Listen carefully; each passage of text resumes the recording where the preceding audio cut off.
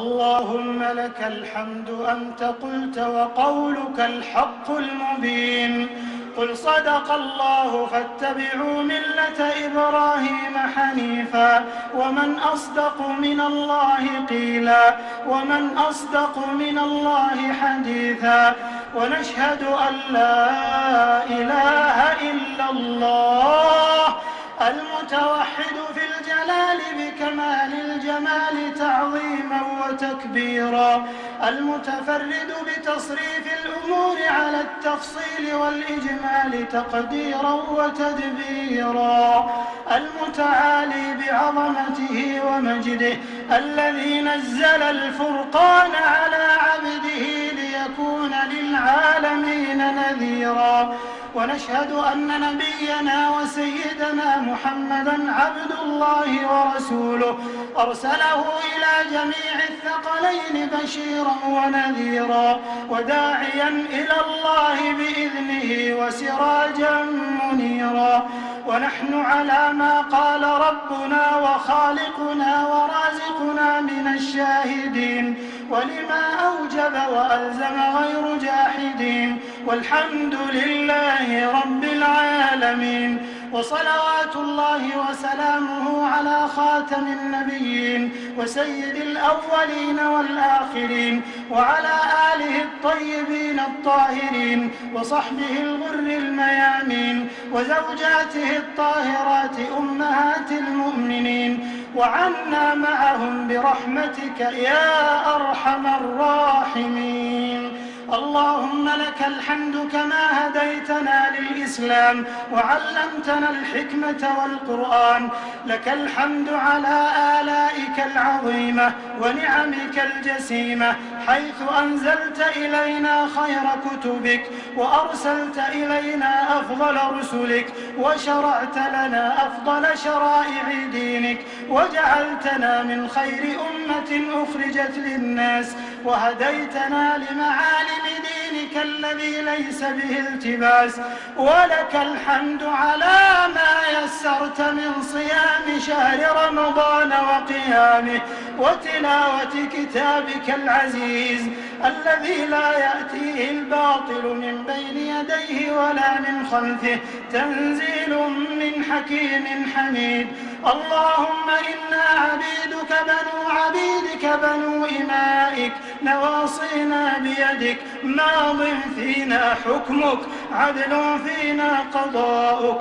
نسألك بكل اسم هو لك سميت به نفسك أو أنزلته في كتابك أو علمته أحدا من خلقك أو استأثرت به في علم الغيب عندك، أن تجعل القرآن العظيم ربيع قلوبنا ونور صدورنا وجلاء أحزاننا وذهاب همومنا وغمومنا وسابقنا ودليلنا إليك وإلى رضوانك وإلى جناتك جنات النعيم. اللهم ذكرنا منه ما نسينا وعلمنا منه ما جهلنا وارزقنا تلاوته آناء الليل وأطراف النهار على الوجه الذي يرضيك عنا. اللهم اجعلنا ممن يحل حلاله ويحرم حرامه ويؤمن بمتشابهه ويعمل بمحكمه ويتلوه حق تلاوته. اللهم اجعلنا ممن يقيم حروفه وحدوده ولا تجعلنا ممن يقيم حروفه ويضيع حدوده. اللهم اجعلنا من أهل القرآن الذين هم أهلك وخاصتك يا ذا الجلال والإكرام. اللهم اجعلنا ممن يقرأ القرآن فيرقى ولا تجعلنا ممن يقرأ القرآن فيشقى يا أرحم الراحمين.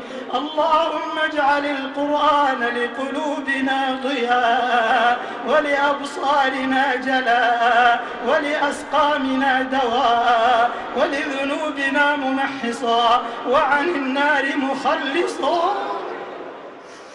اللهم ألبسنا به الحلل وأسكننا به الظلل وزدنا به من النعم وادفع عنا به تجعلنا به عند الجزاء من الفائزين، وعند النعماء من الشاكرين، وعند البلاء من الصابرين. ولا تجعلنا ممن استهوته الشياطين فشغلته بالدنيا عن الدين فأصبح من النادمين وفي الآخرة من الخاسرين. اللهم انفعنا وارفعنا بالقرآن العظيم الذي رفعت مكانه وأيدت سلطانه وبينت برهانه، وقلت يا أعز من قائل سبحانه فإذا قرأناه فاتبع قرآنه ثم إن علينا بيانه. أحسن كتبك نظاما وأفصحها كلاما وأبينها حلالا وحراما، محكم البيان ظاهر البرهان، محروس من الزيادة والنقصان، فيه وعد ووعيد وتخويف وتهديد، لا يأتيه الباطل من بين يديه ولا من خلفه، تنزيل من حكيم حميد. اللهم أوجب لنا به الشرف المزيد، وألحقنا بكل بر سعيد، ووفقنا للعمل الصالح الرشيد. اللهم اجعلنا بتلاوة كتابك منتفعين، ولأوامره ونواهيه خاضعين، وعند ختمه من الفائزين، وعند ختمه من الفائزين، وعند ختمه من الفائزين، ولثوابه حائزين، ولك في جميع شهورنا ذاكرين، ولك في جميع أمورنا راجين. اللهم انقلنا بالقرآن العظيم من الشقاء إلى السعادة، ومن الذل إلى العز، ومن الفقر إلى الغنى، ومن الإساءة إلى الإحسان، ومن الضعف إلى القوة، ومن أنواع الشرور كلها إلى أنواع الخيور كلها، يا رب العالمين، يا ذا الجلال والإكرام، يا ذا الطول والإنعام.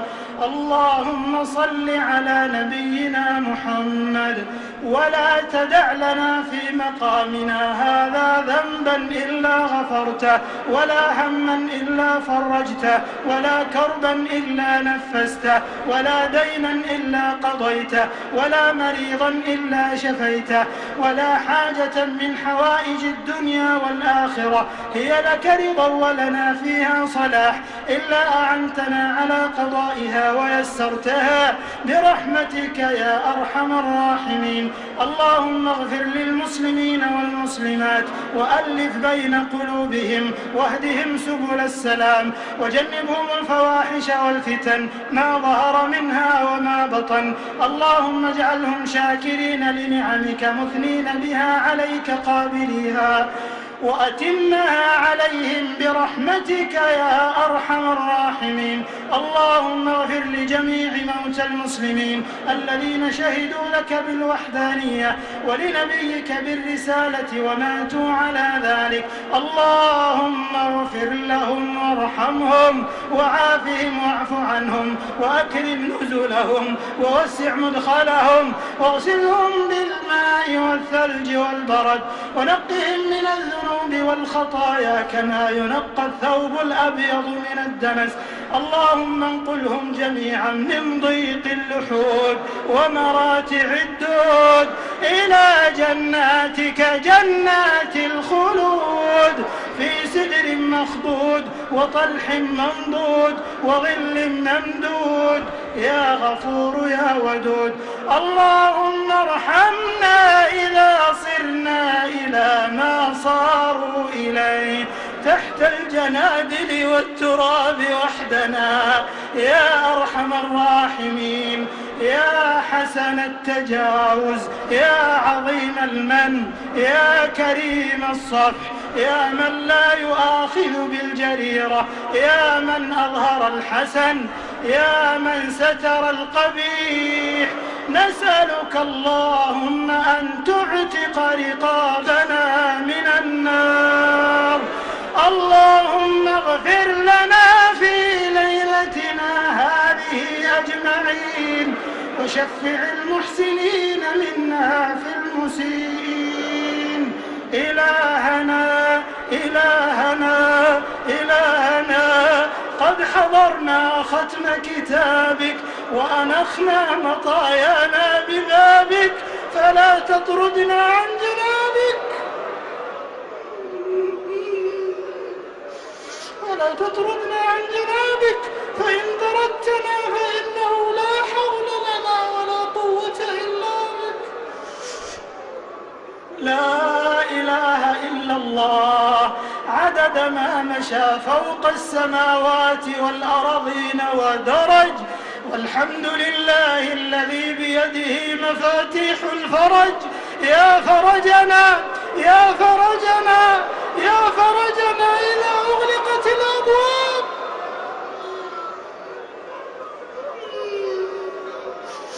ويا رجانا إذا انقطعت الأسباب وحيل بيننا وبين الأهل والأصحاب. اللهم يا سامع كل نجوى، ويا عالم كل شكوى، ويا دافع كل بلوى، نسألك اللهم أن تصلح أحوال المسلمين في كل مكان. اللهم هيئ لهم من أمرهم رشدا. اللهم احقن دماءهم، اللهم احقن دماءهم، اللهم احقن دماءهم. اللهم اشف مريضهم، اللهم اشف مريضهم، اللهم عاف مبتلاهم، اللهم ارحم موتاهم، اللهم ارفع الظلم عن المسلمين، اللهم ارفع الظلم عن المسلمين في كل مكان. يا ناصر المظلومين، يا ناصر المظلومين، ويا منجي المؤمنين، ويا مجيب دعوة المضطرين. إلهنا إلى من تكلهم؟ إلى عدو، إلى بعيد يتجهمهم، أم إلى عدو ملكته أمرهم؟ إن لم يكن بك غضب علينا فلا نبالي، غير أن عافيتك هي أوسع لنا. نعوذ بنور وجهك الذي أشرقت له الظلمات وصلح عليه أمر الدنيا والآخرة أن يحل بنا غضبك أو ينزل علينا سخطك. لك العتبى حتى ترضى، ولا حول ولا قوة إلا. اللهم إنا نسألك الجنة وما قرب إليها من قول وعمل، ونعوذ بك من النار وما قرب إليها من قول وعمل. إلهنا ليس في الوجود رب سواك فيدعى، وليس في الكون إله غيرك فيرجى. هؤلاء عبادك، هؤلاء عبادك اجتمعوا في رحاب بيتك العتيق وفي هذه الليلة المباركة. اللهم لا تفرق جمعنا هذا إلا بذنب مغفور وسعي مشكور وعمل متقبل مبرور. اللهم اجعل اجتماعنا هذا اجتماعا مرحوما، واجعل تفرقنا بعده تفرقا معصوما، ولا تجعل فينا ولا معنا شقيا ولا محروما. ربنا آتنا في الدنيا حسنة وفي الآخرة حسنة وقنا عذاب النار. اللهم إنا نسألك من الخير كله عاجله وآجله ما علمنا منه وما لم نعلم، ونعوذ بك من الشر كله عاجله وآجله ما علمنا منه وما لم نعلم. اللهم إنك عفو تحب العفو فاعف عنا. اللهم إنك عفو كريم تحب العفو فاعف عنا. اللهم إنك عفو كريم تحب العفو فاعف عنا. اللهم أصلح أحوال المسلمين، اللهم وفق قادتهم لتحكيم شرعك واتباع سنة نبيك صلى الله عليه وسلم. اللهم لك الحمد ولك الشكر على ما أنجحت اجتماعهم في رحاب بيتك العتيق. اللهم فزدهم من الخير والتوفيق، ووفقهم لتأليف قلوبهم ووحدة صفوفهم واجتماع كلمتهم وتضامنهم والنصر على أعدائهم. يا حي يا قيوم يا ذا الجلال والإكرام. اللهم ارزقهم القوة في الحق والعدل يا حي يا قيوم يا ذا الجلال والإكرام. اللهم ارفع عن المسلمين الجهل والأمراض والفقر يا حي يا قيوم يا ذا الجلال والإكرام، ووفقهم للصالحات. اللهم اختم لنا بخير واجعل عواقب أمورنا إلى خير.